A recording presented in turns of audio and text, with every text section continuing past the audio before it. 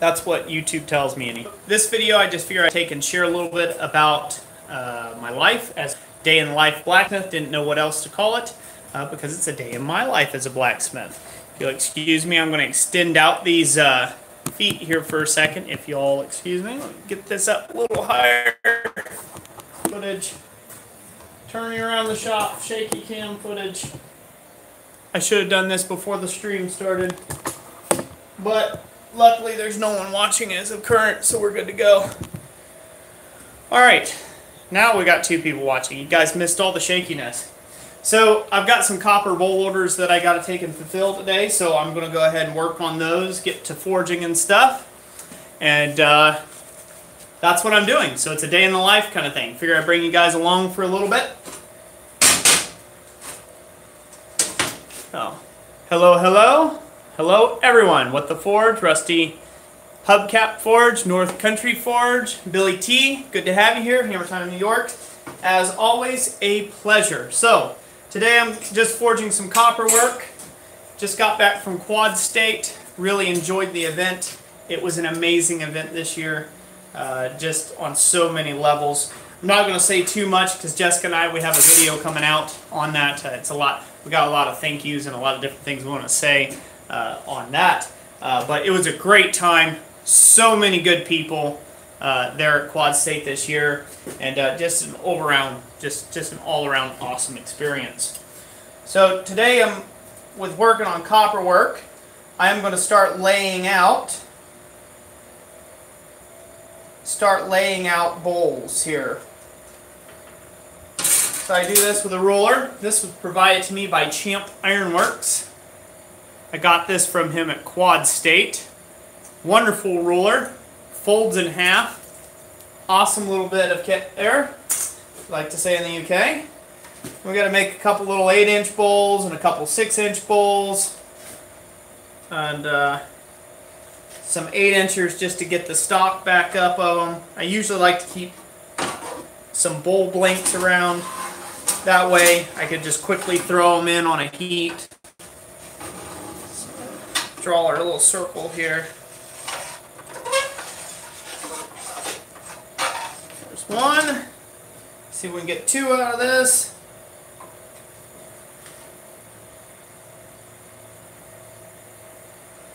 Nope, we're not going to get 2 out of that one.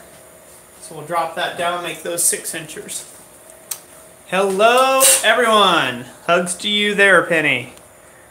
It was nice meeting you at Quad State this year. Glad everybody's funneling in here. We haven't done a live stream in a while. I don't know if there'll be a live stream on Friday or not yet, as I've got some impending orders that I got to try to get out the door.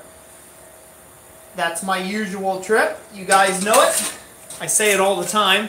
So it's good to be busy. I'm very blessed to be a busy blacksmith. And so I take full advantage of it. Draw out 6-inch bowl here. Lay that out. So hopefully everybody's doing well. Hopefully you're all healthy and enjoying life and all that good stuff. Let's see if I can get this in there. Oh, just barely. Just missed. Just barely. Whoop. Alright, so that'll be a cutoff. So I'm going to try to keep up with the chat when I can. I am working, so bear with me. If I'm not answering questions or whatever, just keep the chat running and going in to your guys' selves. Enjoy chatting amongst, catching up with one another. And I'll do what I can. Go back to 8 inches on this one.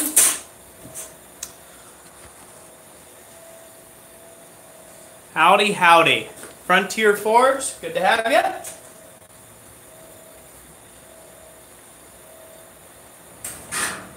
So the part that I'm laying out right now, I like to make my bowls just a little bit bigger than what they need to be. So say 6 inches because you get sucked down. So as you get the suck down in the bowl and things, it condenses the edges so they don't really grow.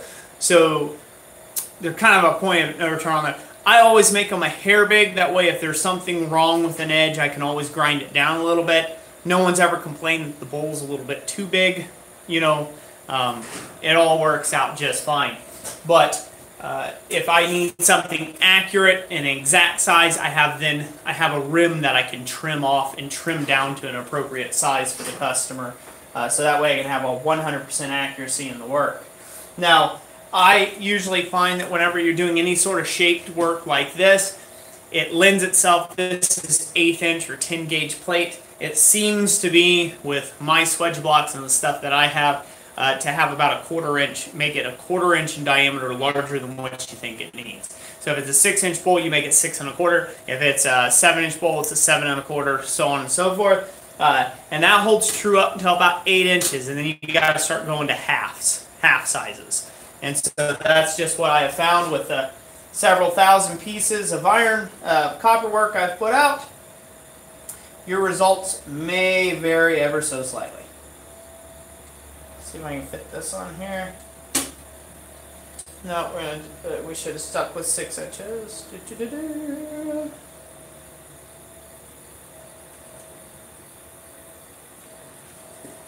Alright. Now those dimensions change a lot too when you start to, those dimensions change a whole bunch when you start to sink the bowl deeper as well, as the top is going to want to gather in on itself. So the deeper you sink it or raise the sides, it won't get bigger. It'll usually and genuinely get smaller unless you have a lot of mass in the center that you can pull out to the edge. Cool. All right. Got those couple marked out. Now for the big boy. Like the swedge block I got at Quad, so I got this from Uncle Buck's Forge. I've talked about them several times. It's a solid chunk of 4140 and has flame cut openings and stuff like that. I don't really have any swedge blocks. I kind of got a striking anvil thing that I made myself that has different size hardy shank holes in it. But I wanted something that had some different sizes than what I had, and that's what I came up with. He does an awesome job. Super cheap. If you don't know Uncle Buck's Forge, you can find him here on YouTube. If I could put a link in the description, I would. I can't, but just go check out Uncle Buck on YouTube there. He does sell these, and you can order them from him and stuff. And if you can find a 2-inch thick, 50-pound chunk of 4140 all flame cut like this for 120 bucks, you got me. So I doubt it. He gets them super ridiculously cheap, and it's well worth the cost. Highly recommended. Go check him out. He's on YouTube. Tell him Roy sent you. Alright, with that all cleaned up, now on to the big boy. Let's screw up some several $100 worth of copper. How's that sound? I won't screw it up, promise. I've been doing this a while. But there's always that hairline possibility you can screw it up. Good to go. Alright. We got 28 people liking and 5 likes. Remember to hit that like button. It does help out the streams and promoting them and stuff. Make sure to share the stream around if that's your kind of thing to do. Every little bit helps. Every little bit helps. Yeah. Got the paper towels I was looking for. Guess I'm out. Alright. See.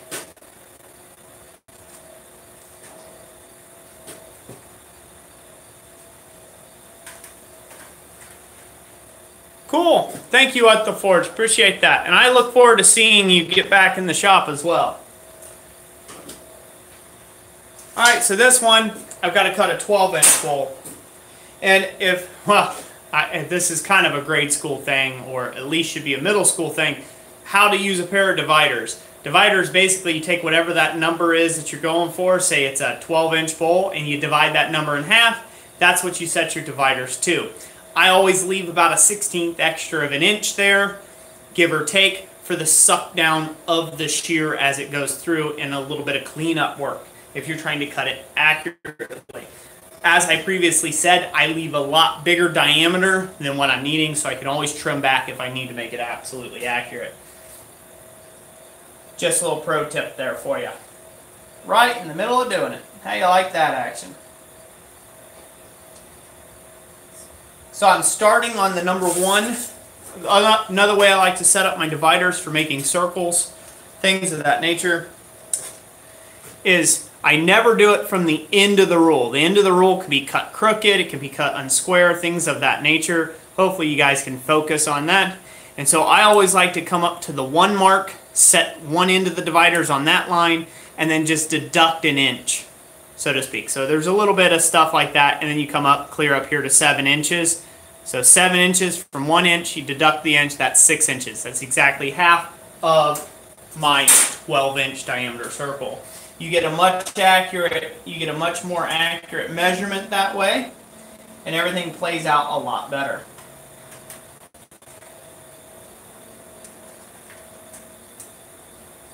So I'll make this a lot bigger.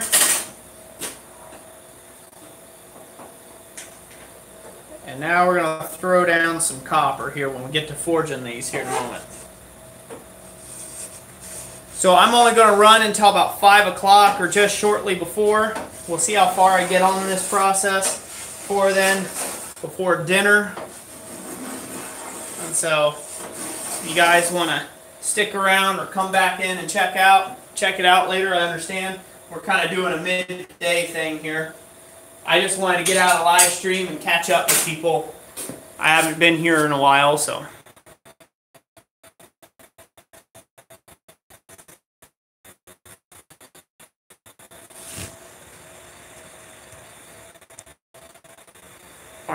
I'm a little blurry. That might be, well, one, it might be a dirty lens. Probably a dirty lens. That and the camera probably is auto-focusing. I look clear on my end. You may want to check your, what do you call it, your resolution that you're watching it in, whether it's 720p or something like that. I believe this is running in 720p. So you may be down in like 144p. Sometimes they'll do that. Sometimes your cell carrier will do that for you if you're getting close to your monthly data limit. So check that out on your phone. You can tap. It's a little 3-dot circle up in the right-hand corner of the screen. If you're on your cell phone, you tap that, and it'll tell you what resolution you're running in, or quality that you're running in. So now let's get this cut out. We'll move you all over. We're going to get shaky for a second. And I want to try to keep up with you all. Thank you for everybody who's joined me so far in the stream today. So I was asked a lot at Quad State, like, where do you get all this copper from and stuff? Because I did some selling of copper while I was there. And that wasn't easy enough. I cut it down for bigger sheets. So I buy fairly large sheets of copper. And then I buy fairly large sheets of copper. And then I cut them down using bowls, bowl work, things like that. And so just the stuff that I brought to Quad State was just my squared off bits. It wasn't the stuff like the triangular piece, like corner pieces like those. I just take down to the scrap yard and return them for a little bit of cash, and that helps me buy more sheet copper when I need it. I also get asked all the time, where do I get my copper at? So I get my copper a lot down at First Street Recycling. That's where I buy a lot of my copper at. But they have, they're not a reliable source of copper. So, you know, if they have it, they have it. If they don't, they don't. One of those sort of things. And you can buy it by the pound down there for a pretty good price. Per pound, if you will. Or you can buy it through various other metal places. One place I've had to buy it, I've bought from quite a bit, is Mementos. They had a pretty good deal on copper. They were a little better than Alro, so I went with them. And that's a place that you can find copper. Buying it online is really expensive. It is possible to get it from there. I would local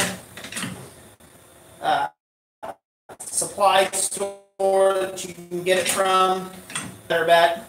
An expensive way to get it, but depending on where you can go, you can get it in bulk rate. If you can get it for bulk rate or wholesale, getting large diameter copper pipe. Large diameter copper pipe, if you cut it down the center, you can open it up and voila, you've got a sheet of copper. It is a slightly different grade of copper. It's a little harder copper for plumbing copper, but you can cut it, open it up, and turn it into bowls or ladles or spatulas or anything of that nature. So it's a pretty good deal if you can find it cheap. And don't bypass if somebody has a whole bunch of like old, I like to call it gutter copper. It's stuff that's, hopefully you're all still here. It's like gutter copper. Let's see where we're at. Yep. Yeah, it was in 480p. Okay, cool.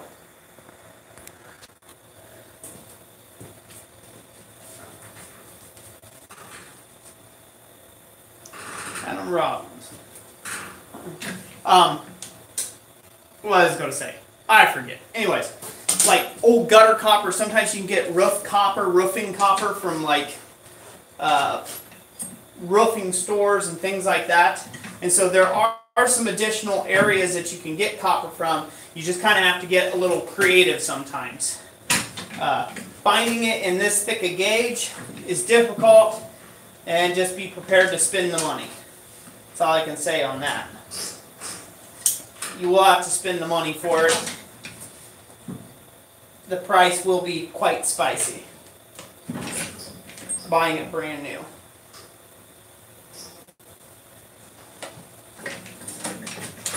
But then again, that comes down to when you're buying something that's just brand new. Say you're just going to go out, you're going to purchase a big 4-foot by 8-foot sheet of copper.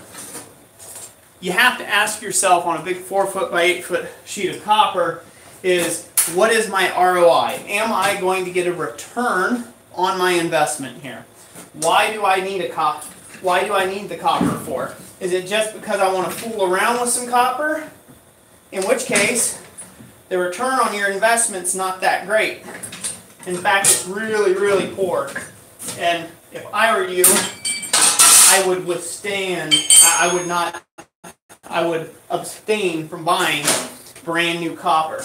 But if your goal is like mine, you're making a living at this, and you sell copper, work, bowls, vessels, it's already costed into the work that you're doing. Expensive. But if you got to pay $800 on a sheet of copper just to give it a go, that's not a good return on your investment. So in which case, buying overpriced online metals would be a better way to go for you. Again, you have to make those kind of decisions for yourself, what you're getting into. Also, say you're buying the online copper. Say you're buying the sheet of copper and you think you're going to get into this and that you're going to sell a whole lot, right? Yep, gutter copper, go on, yep. That's funny with the portion. Say you think you're going to sell a whole bunch of copper, right? Copper work, copper bowls, vessels, doodads and things, thingamabobbers, all sorts of stuff like that. You may not have the market space for it or the marketability yet of it. And so therefore, buying the online route might be the way to go, or finding some alternative means of getting copper may be your better way of going, so you don't have so much upfront cost. Great source of it is if you can find a scrap yard that will deal with you and sell you copper straight from the yard. Sometimes that's hard to do. Sometimes that's hard to pull off and have people actually go for that route there for you. The stream is not very good. It says it's good on my end. I'm not quite sure.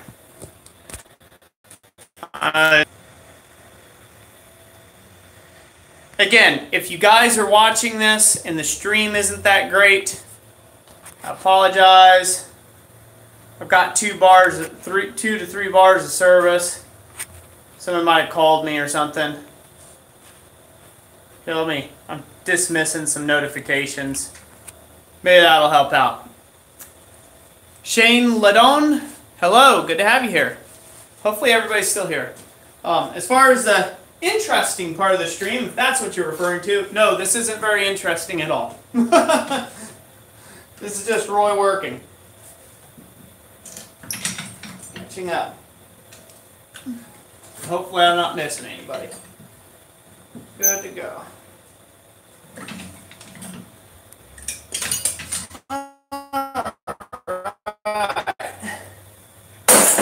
So just where to get copper at. Again, you have to take investment there. Is the real investment going to be worth it to buy an entire sheet? Not, save up and buy something else. It's worth it because you can pay, depending on the gauge, thickness, quality, type, things like that. You can pay up to $800 to about $1,000 a sheet for a copper sheet, a full 4x8 sheet of copper. So, as you can tell,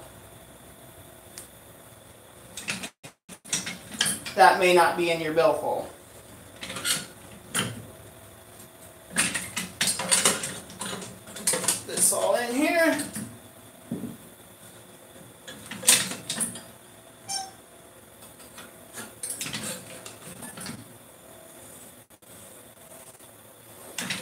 Now I'm cutting blanks already that I'm going to go ahead and forge up into bowls. They're just flat bowls. And I'm going to go ahead and pre-forge them into bowls. So I do this to take and be productive. So I will start, you know, as I'm cutting copper, if I'm making one 6-inch bowl, I'll make 2 6-inch bowls or 3 or 4 6-inch bowls. Same thing with 8, 12s, 10s, yada yada, that whole deal. I will make several at a time, and then the ones I don't have buyers for, I'll just set them in the rough state. That way I can finish them later at whatever they want. That's the way to do it if you're going to sell them for a living. Adam Robbins, that's cool. You got a scrap yard near you. Sells it. Stephen Krishan, hello. All the way from Ohio, Frontier Forge. Good to see you from Kansas. All right, let's cut this 12-inch bowl, shall we?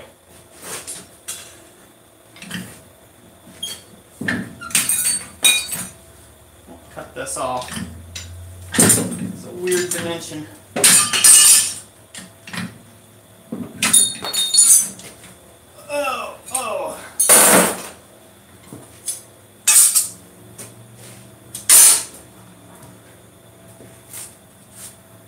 Commenting here. Good. Y'all keep talking amongst yourselves there while I get this going. And when I get a piece like this, this is a great piece to save back to do spatulas out of. You could get 2 spatulas very easily out of this, or maybe like 1 ladle. You'd almost get a ladle and a spatula out of this. And so these are good to hang on to for that purpose. If they get real narrow, like this, they're great for making arm bangles and things of that nature. I don't make any I do not personally make anything that goes on the body. I dislike doing that. I used to make stuff like that a long time back out of those pieces, but I always kind of ran into those people that were chubbier than they thought they were, and thought they were thinner than what they were. Yeah, never really worked for me. So that garment claimed it didn't fit this, that, and it probably, they had what I call fat ankle syndrome, or kinkle syndrome, where they thought that it was going to fit. They said they were one size, they measured, and they were a completely different size once it got there. So I stopped doing stuff when I got those. I'm pretty apt to move on from a product line if it causes me any sort of headache or grief.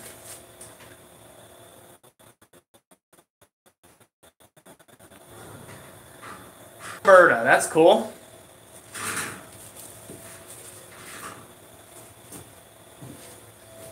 Alright, get this guy out. Oh.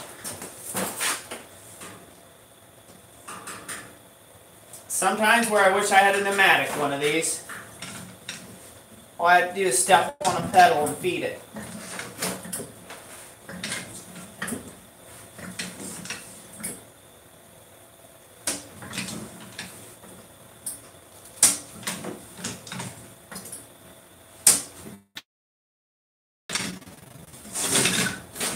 Good news is we're about ready to kick on the forge here in just a minute.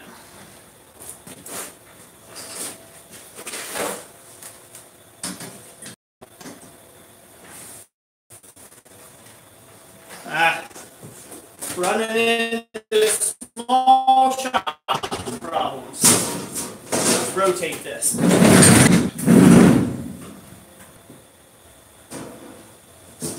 Ugh.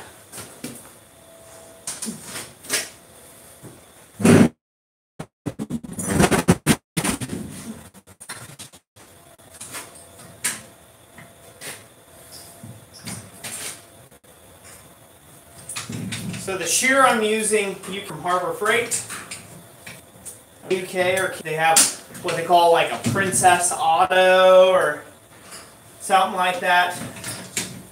It's a similar thing to Harbor Freight. I think I paid 79 bucks for this shear, and as you can tell, it works pretty darn good. Now they talk like this thing can cut like some wild amount of steel. I would not use these on anything but soft materials, and definitely not steel. I wouldn't think they would be very well for steel at all. This out of the way. Get after this one. Alright.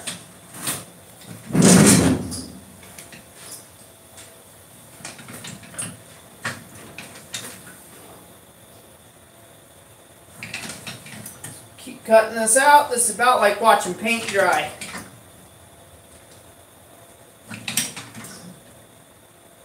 Trust me, it's about as boring to do as it is to watch, but I love what I do, so it does make good money. So that's what it's about when you're a professional, being able to feed your family.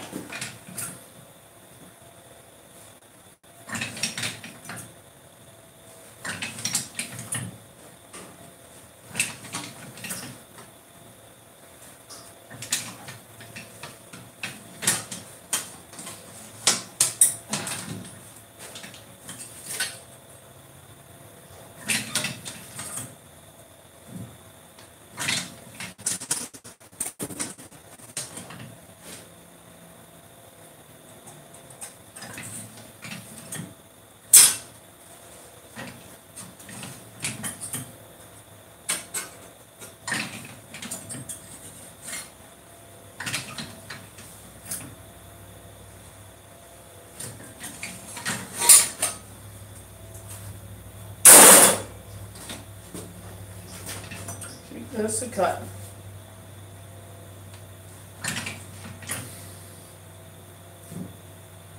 So you all have to let me know in the comment stream if you all like this sort of video later after we get it done. If you like hanging out with me during the day, you can watch this kind of thing and it not be too much of a waste of your time. This time is valuable. It's not money, but it's valuable. And we definitely don't want to waste it. So I said it would be better if I wasn't driving. Yeah, it probably would be. Woo! Crazy hair for a minute. Ah! Alright.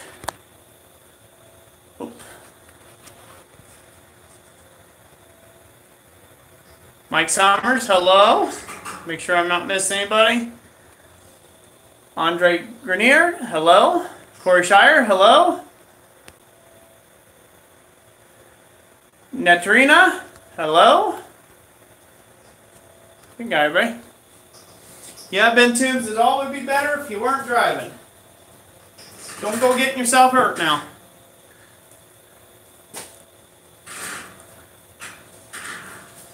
Frontier Forge, I'm glad you enjoyed the video earlier. Ralph Champel Mo Welding, thank you. Thank you, thank you. I am doing good. I am doing good. So, some of the fun stuff to come to the channel. I'm getting ready to start filming some more videos. And Derek Fish, you're very welcome. Thank you for being at Quad State, and thank you for coming and approaching us as well. I really enjoyed talking to you. Thank you for coming over and doing that and saying hi. That's my favorite part about Quad State, is catching up with people. I love catching up with people at Quad State, so it was a good thing. Good thing for me as well.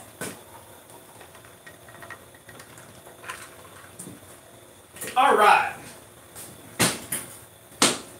So, let's flip us around here, and we'll get this forge fired up. Now, it's probably going to get kind of loud in here. It's going to get a little loud, and probably a little muy caliente. So, we'll throw this in, we'll get the copper in, we'll get it heated up, and I'll start welding away here. You know, before I say that, before I go on to that, I just wanted to take and say a little bit about a few things that will be coming up here soon.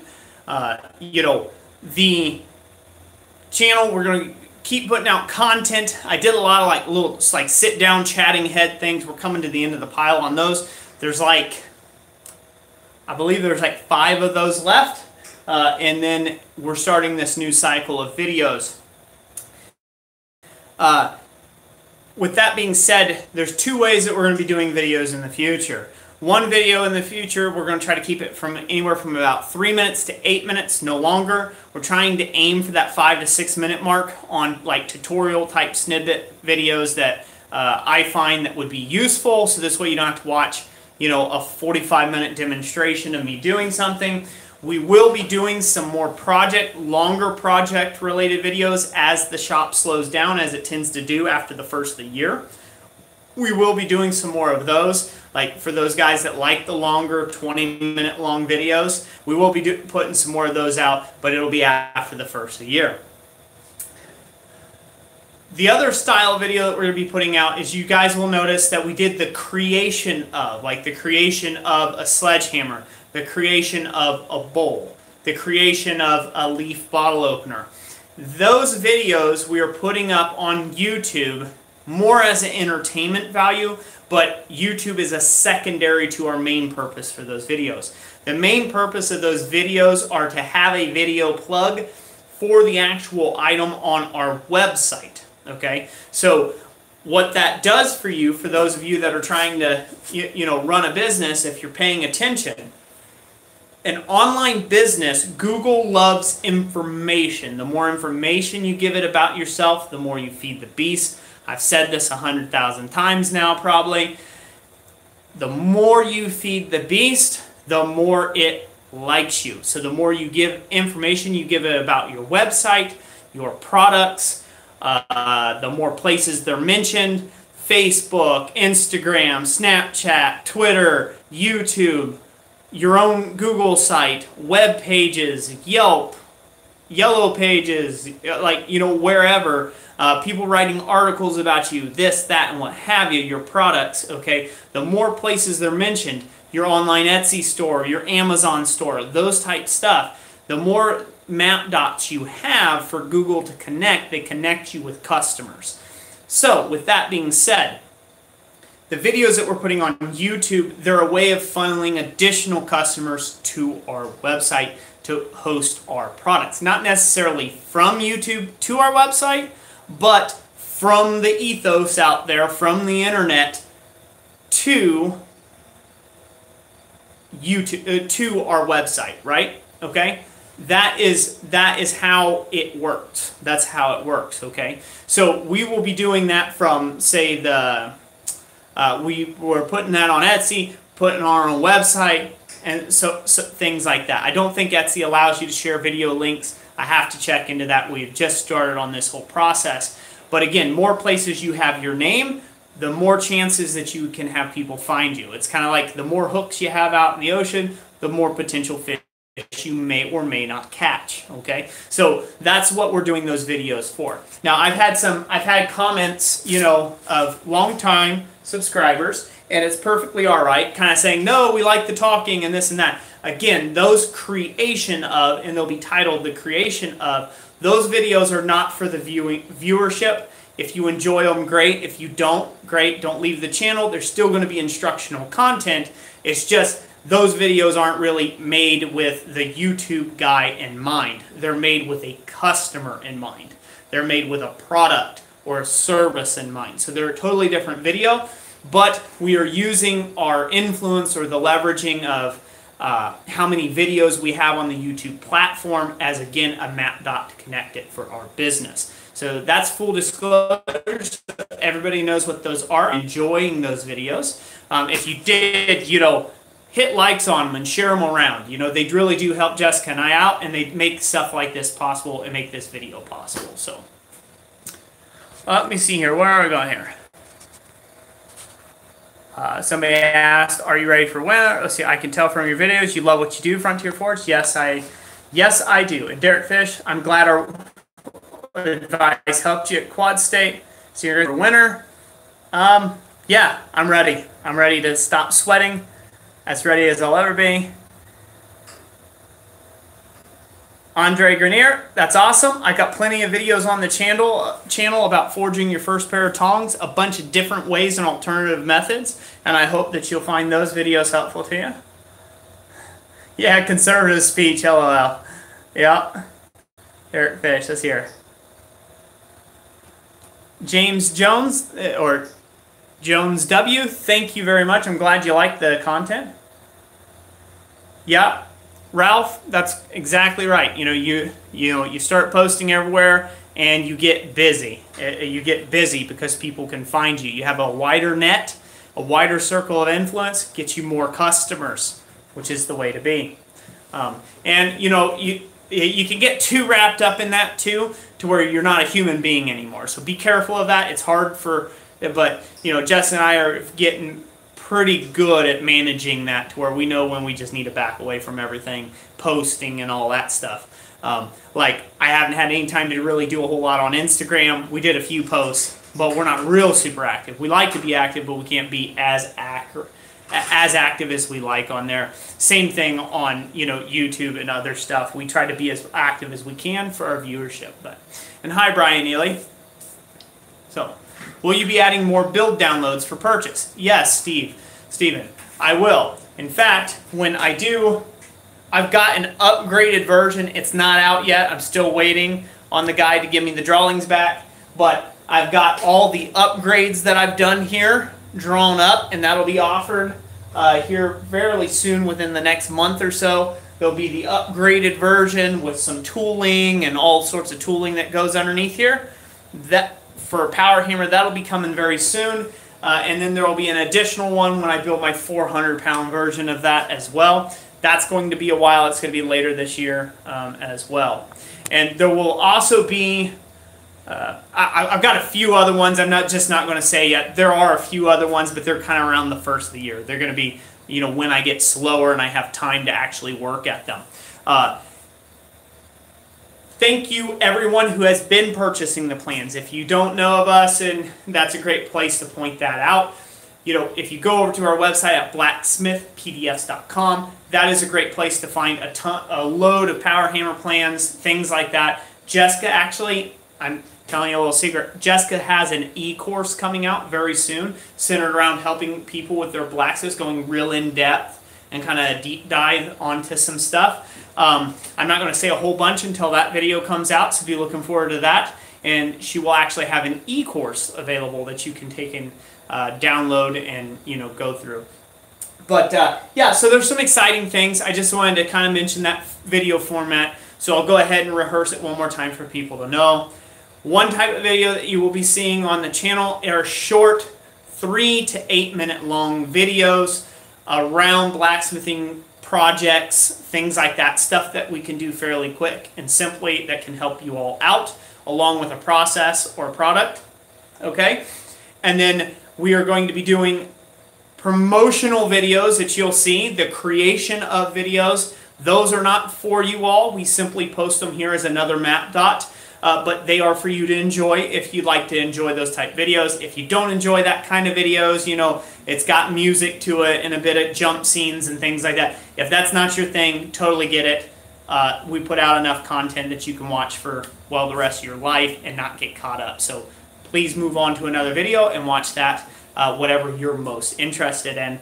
And then, last but not least, we will be doing longer form content, long projects, undertaking things like that as we get more towards the first of the year when my company usually slows down. So that's it on that. I'm about to get this hot. I'm going to say hello to everybody else who just came in here. Dana Maggiore, hello, hello. Let's see here. I will be on until 5 o'clock. You post that at 4:01. I'm assuming that time it's 4:04. I will be on here till 5 o'clock, and then I'm going. So, County Line Forge, Ting Ting, hello, sir. Good to have you in the house. Me and Ting Ting got to hang out. County Line Forge did at Quad State. It was a blast, brother. It was a blast striking on that big old sledgehammer for you. Although, I can't really lie, Champ Ironworks did more of the striking than I just got it started and then I backed away. So, it worked good. Oh. Alright, I'm going to throw on some safety glasses. We're going to get this hot. I'm going to start beating some bowls. Get this a-going.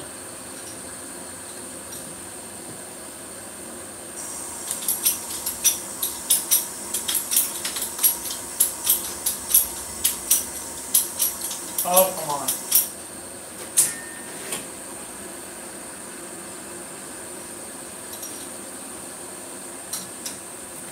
Got a fix for that.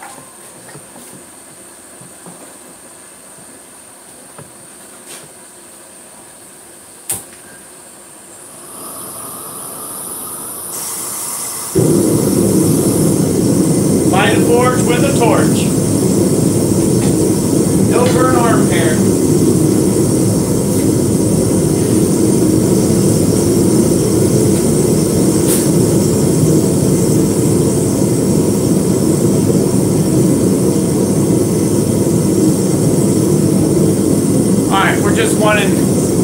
We're just going to run one burner in that for right now. I'm going to put these gloves down here and move my sledge block over here. Back it up. Sorry, folks. Bear with me.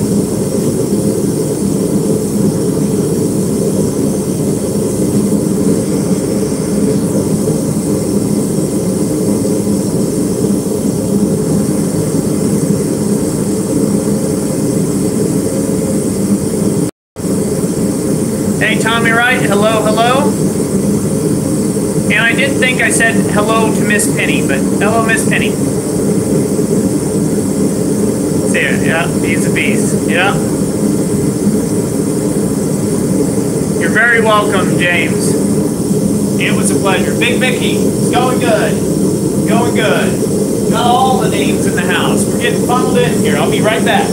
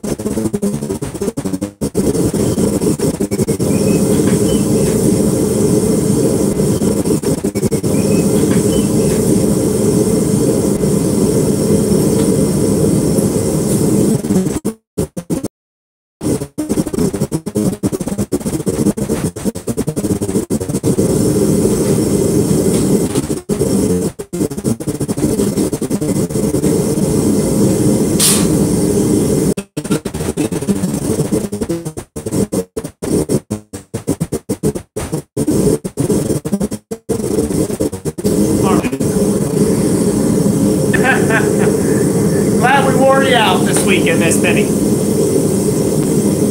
Can everybody hear me okay? Hopefully y'all good. Frontier Forge, you take it easy, brother. Thanks for stopping in. You take care as well.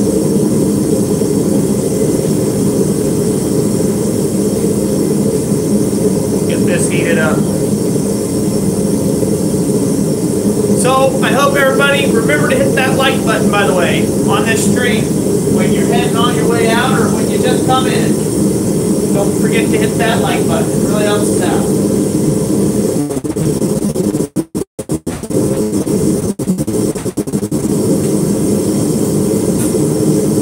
So there's a couple ways that you can work with copper. Kind of just depends on what you're into. I like to work the copper hot when I can. Sometimes you're forced into working it cold. That's okay too. If you work it hot, it goes along pretty smooth. But working it hot, it will take on any impression that you put on it. So that means it can even it gets scratched real easily, and you can embed imperfections from the forge into the actual piece, which isn't any good. So you got to make sure everything's dust and grit free before you go to hammering.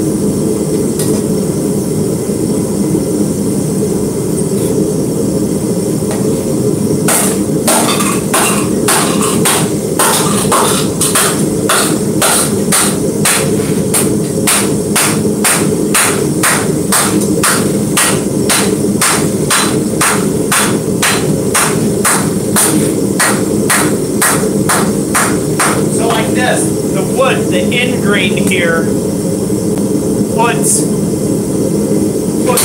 pivot. It puts little granulations in the copper.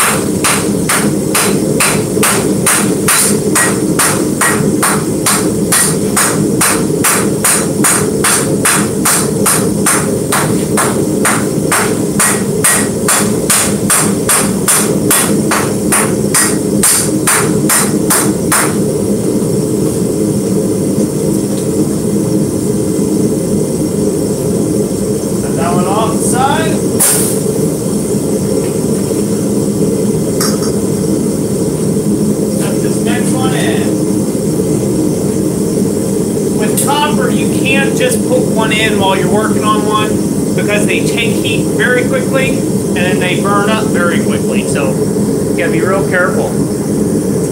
And good night, Paul Fontanini. Get back to sleep, brother.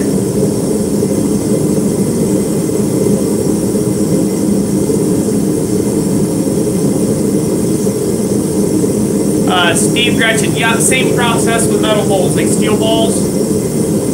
Mostly you don't work steel bowls cold. You'll work them hot. You get them real good and hot, and then hammer them down into a swedge block, or you'll hammer them over a stake to raise them into different forms.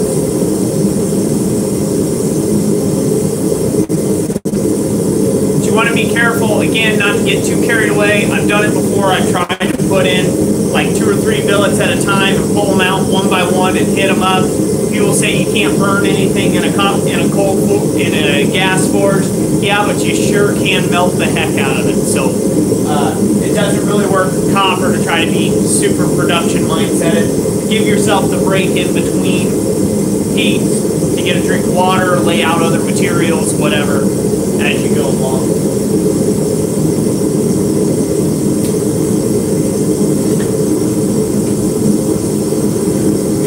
It gets hot quick. It gets brushed.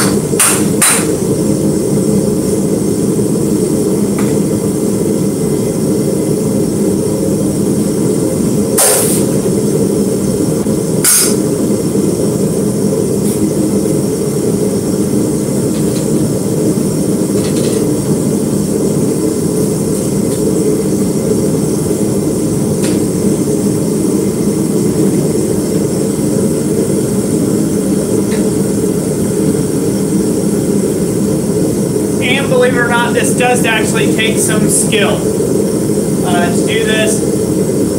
A bowl, just because you hammer it down into a depression doesn't mean it takes that depression's form. You have to iron it out against that depression to get it to fully take the form of your bottom die.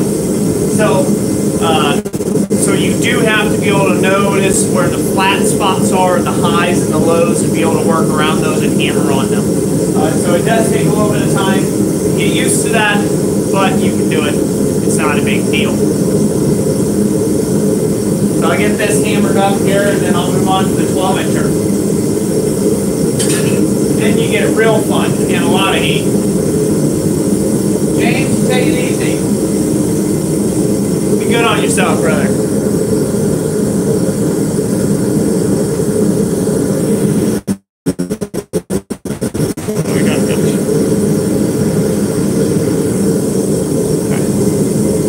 Good? Should we good to go? Yeah. Making sure the chat was on there.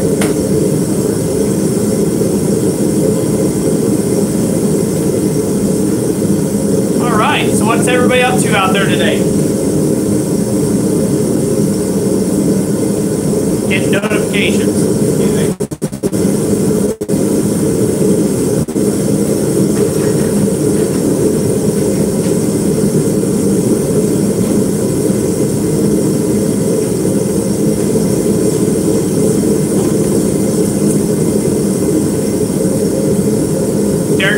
Good.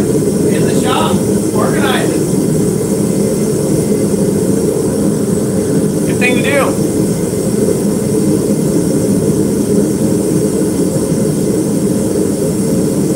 Cool, Ben, too. Good timing. Can't beat that. I know a lot of people are still at work. I am too, obviously. Thank you all for hanging out with me anyhow. I just haven't done a stream in a long time, and I just wanted to catch up with everybody, see how everyone was, and see if y'all missed me or not. Probably didn't miss me in the slightest, but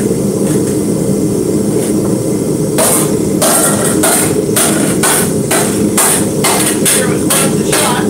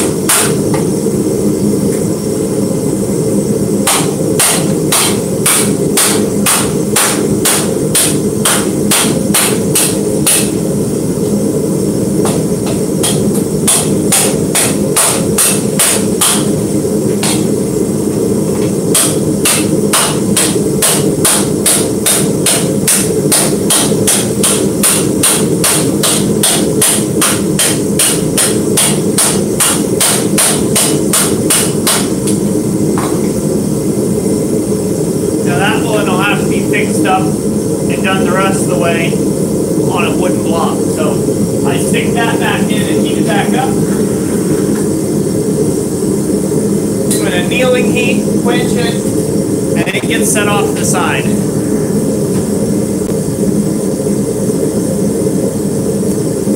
Just straight. That's what type of tongs I use. I use my flat plate tongs that I make. That's the best tongs I've found so far. They work, they're simple, there's nothing fancy about them, they just work.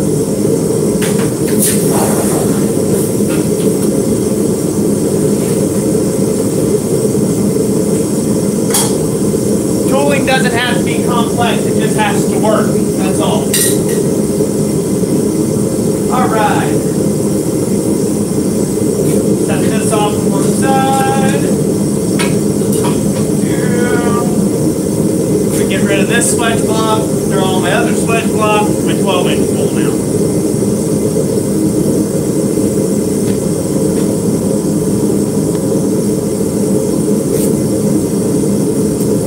Alright, cool.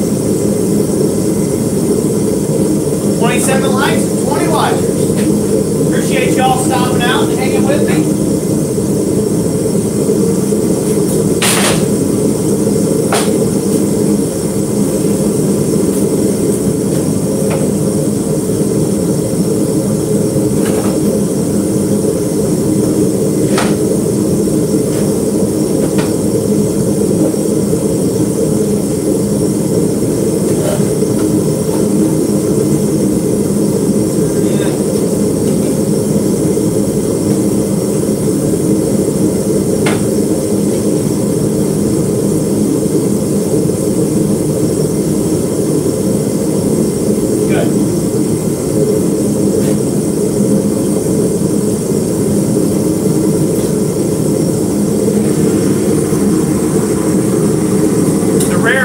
Y'all get to see me use a gas torch.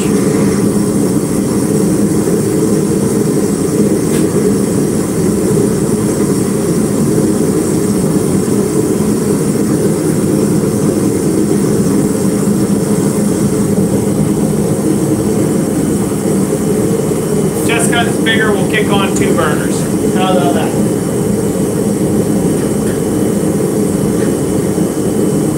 So yeah, I'm pretty excited to get back to making some YouTube content, some instructional and tutorial content. I do have quite a bit of stuff to do. Yeah, working copper, Kyanite Forge. I do still have quite a bit of, I'm just thankful for that, to be honest with you guys. You know, talking with a lot of you at Quad State,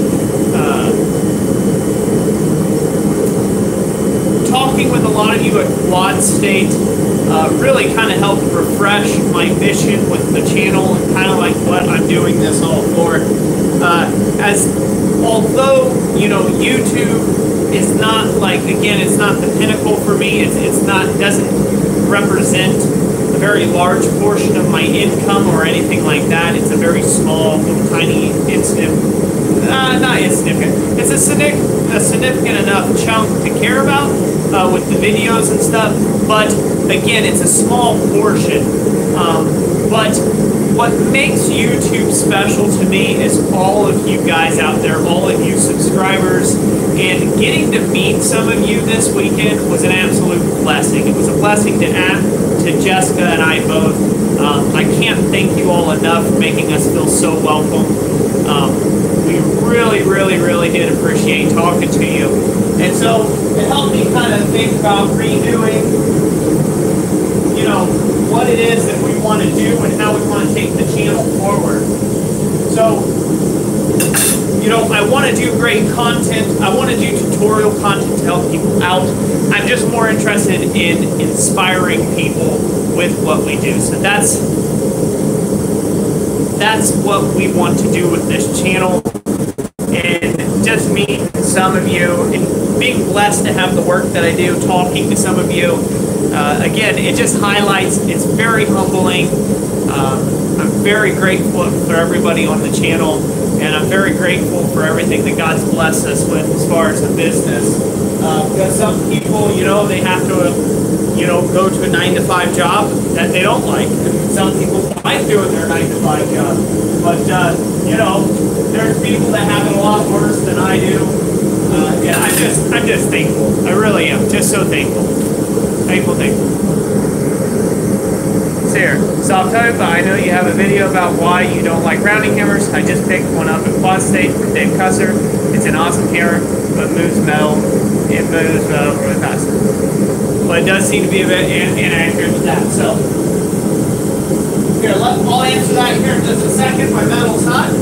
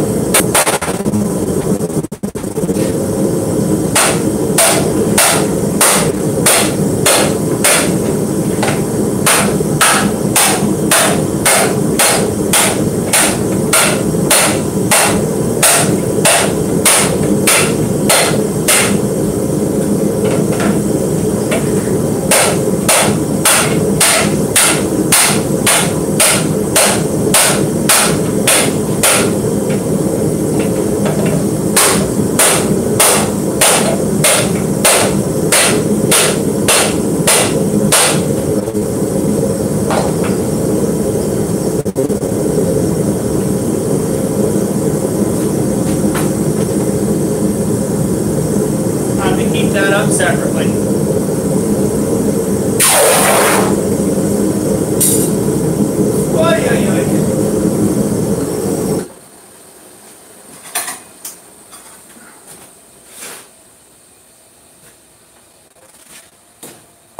All right, I'm back. Let's see here. Myrtle Beach, Quad State, May. Don't know anything about that one. All right. So Derek, if you had asked about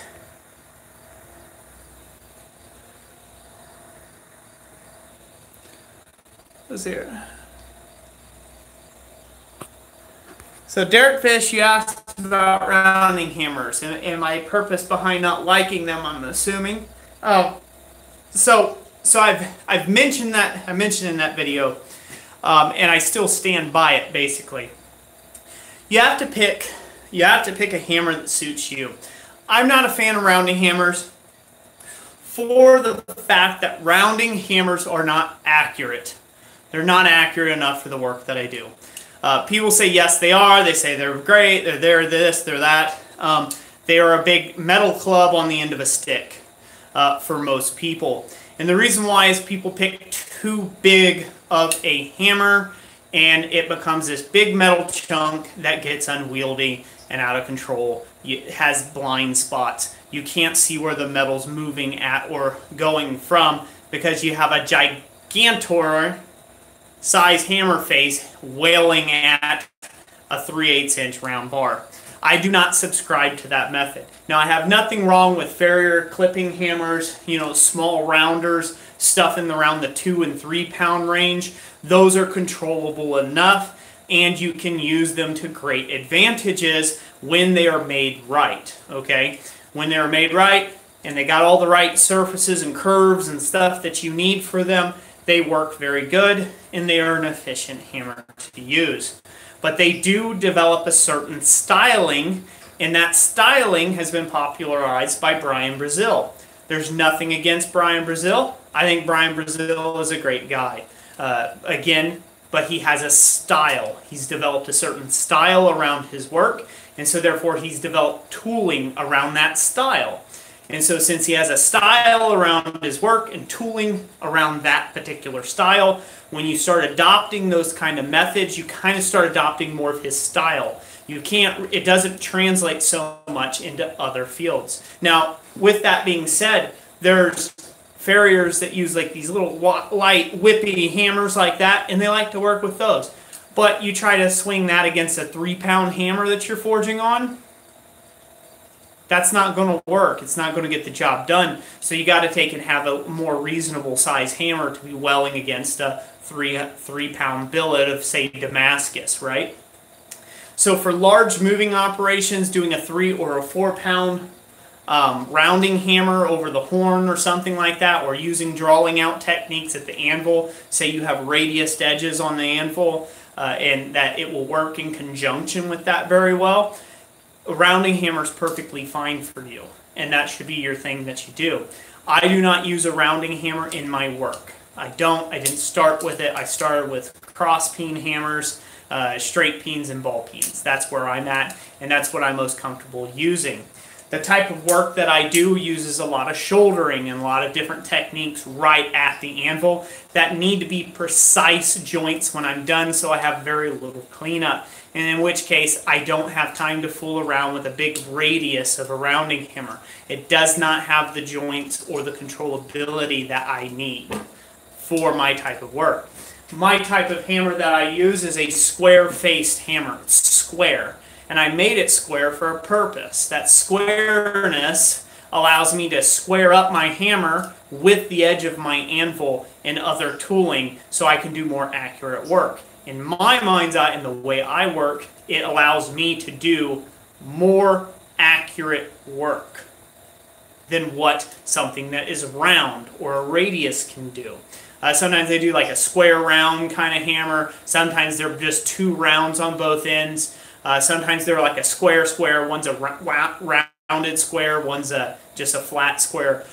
You have to try out a bunch of different hammers to see which ones fit you best. And what you'll find is you will gravitate more towards one hammer or another, and that is kind of your thing, right? That's kind of your thing. And the notion that rounding hammers are the best, let's throw out every different style of hammer because the only hammer you need in your arsenal is a rounding hammer, and it needs to be a 6-pound rounder.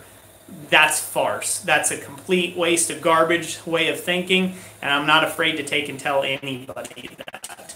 There's a lot of different styles of hammers out there, and you should try them all. You should try them all. You should own every type, shape, and hammer that you can, and just give them all a try. I have hammers that I have for nothing but special purposes, and that's all they are used for, is that one thing that I do. That's it, one thing. And other hammers do other things. And so, again, that's kind of where I've developed my mentality around rounding hammers.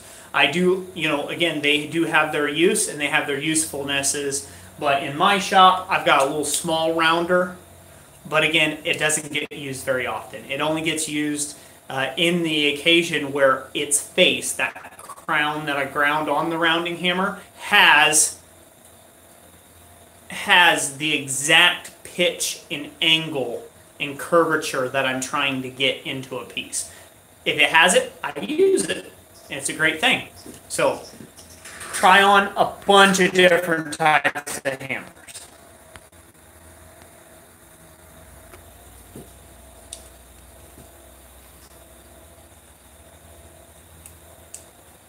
Yep, you need many different types of hammers to play around with, to try. You'll gravitate to one or the other that you like the best, or you don't, and that's up to you. So, again, try a bunch of different hammers, and same thing with anvils, shapes and sizes and things of that nature. Not everybody needs a German double horn anvil. You might like a Swedish pattern anvil, or some other type of, or a Hungarian, or some other different type of style anvil, and that's perfectly fine. Maybe all you need is a square block, just a square steel, filer or sawyer's anvil. That's all you need, in your work. And go for it. Go for it. That's what you need. If that's what works for you and that works for the work that you're doing, do it. Because at the end of the day, like I always say, at the end of the day, a tool is just that. It is a tool. A tool, in effect, is supposed to be used. It's supposed to be used for the intended purpose in which it was created for. So use the tool. If you don't like the way it gets the job done, try a different tool. If that tool works for you, great. Rock on with that one. Maybe it's not the greatest thing. Maybe it's not something you want, right? Maybe it's not the right one that you want. You just have to keep working on it yourself. So that's enough about that. Hopefully that answered the question good enough and thoroughly enough. Steve Gershon, what is quad state? Quad state is a event up here in Troy, Ohio. It's at the Miami County Fairgrounds, and it is the largest blacksmith gathering in North America. Period. End of story. That's been proven. So we are the largest blacksmithing gathering in North America, and it's a great place to find tools and all sorts of good deals, not so great deals, tons of demonstrations, camping, just an overall good time. It's a big old blacksmith meetup, and it's a great thing. All right, so we got 16 people and 28 likes. All right. Well, I got those forged. I've got to do some other work to them, get them cleaned up and stuff. Things are going to be very, very loud with thumping work and stuff for me to do, so I'm going to save that for off the camera here. I'll talk for a little bit with y'all, and then we're going to call this stream That's a Wrap, eh? Let me pull you up over here. We're going to change the scenery. Ay, ay, ay. I'm going to make everybody sick. It's all right. There you go. Oh.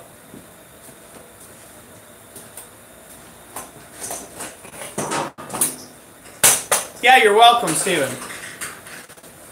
Oh, man.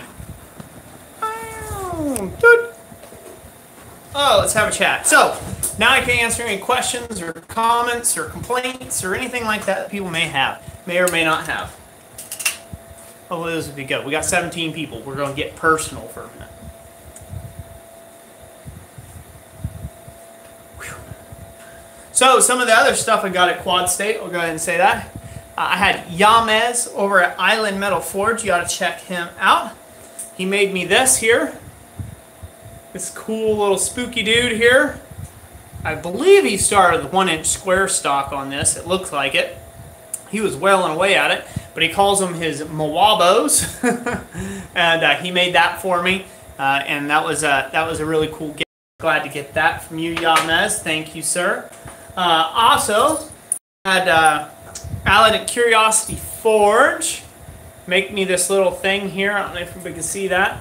It's got a Curiosity Forge little tag. He made me this little keychain here, and then my Christ-centered. He didn't have enough place to put ironworks on there, but he made me this little keychain thing. Greatly appreciate that. Thank you, thank you. Of course, I always love getting free stuff from anybody. I really appreciate that. It shows that you guys care. And then there's this little bit of a cable Damascus, I guess you would say, or a forge welded cable. There's this little cable thing, and that came from Jason Sullivan at Shamrock Forge, I believe. He took and gave me that, which was really cool. Got another little keychain to add on to my keychain list. I love little things like this because they're just nice little mementos. To be honest with you, I probably won't put them on my keychains because I fear ripping them loose, right? Or they're getting ripped off or lost somewhere. I don't like that, the thought process of that. So I'll keep these up on my trinket shelf where I keep all my trinkets from people who have forged stuff for me, like this thing, because I like to hold on to stuff for memory. I like the memories that are connected and the people that were connected to them. So I like to keep them in good shape. And so if they were on my belt loop, good chances are I might snag them off on something, and that wouldn't be good. I'd be really upset. Curiosity Forge, yeah. That keychain is normally intended to hang on your anvil stand for the good juju if you don't feel like carrying it. All right, hang it on the anvil stand. I may find some place to put it there. I might just hang it on my wall somewhere for good juju that way.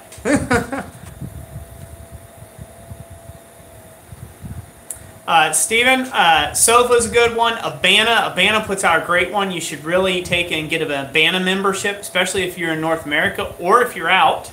If you're outside of North America, still, the Artist Blacksmith Association of North America, it's really worthwhile. They put out a phenomenal book, like a page thing. It's gorgeous. The newsletter's great there.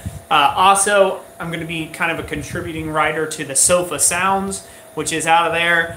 Basically, any of the groups, that put out, any of the groups that have like a newsletter that they resource information from and stuff like that can be really great. I do suggest you join some sort of organization in your local area. It's a very, very,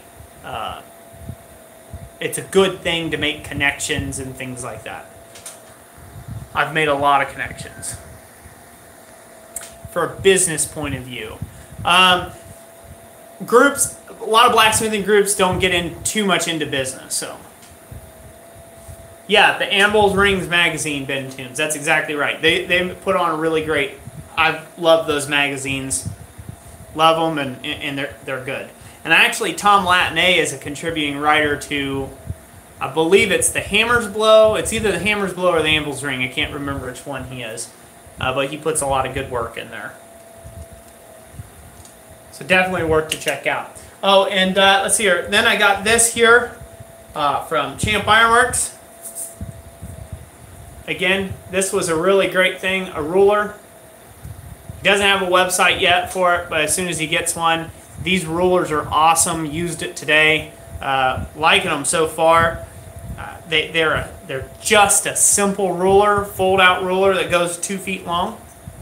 So that's pretty cool. And just a great layout ruler all of a sudden that you can have and fairly accurate. So, and I think he's got his website on here, just a plug for him, hashtag not sponsored. It's champironworks@yahoo.com if you want to take and email him and say, hey, Roy showed this on a live stream. I want to get myself one of these rulers. So go get with him. I do believe he is charging, I want to say $30, I think, if that's correct, for one of these rulers, which is really good, considering it's about, it's hard to find like these Lufkin rulers like this. These are like between 65 and 70 bucks, so 30 bucks, and getting a good ruler that you can put in your pocket for layout work and stuff like that, that's a good deal. So, all right, so this thing's screaming at me that I got a low battery. I'm going to get off here. Thank you all for joining me in a kind of a day in the life setting. Hopefully you liked this stream. If you did, remember to give it a thumbs up. Comment afterwards what you thought of the stream. You liked it, you disliked it, kind of thing. I hope to get back to doing regular forging streams, demonstrations. If we do have one on Friday night, it will be a forging stream if I can. If we are out of town or something comes up, I don't know, there's some things coming up this weekend that may or may not work out for me to do a Friday night stream. If we got time to do a Friday night stream, we'll definitely fire up the forge again, and we're going to make something. It's been far too long since Jessica and I got to hang out with y'all, and really want to take and do that.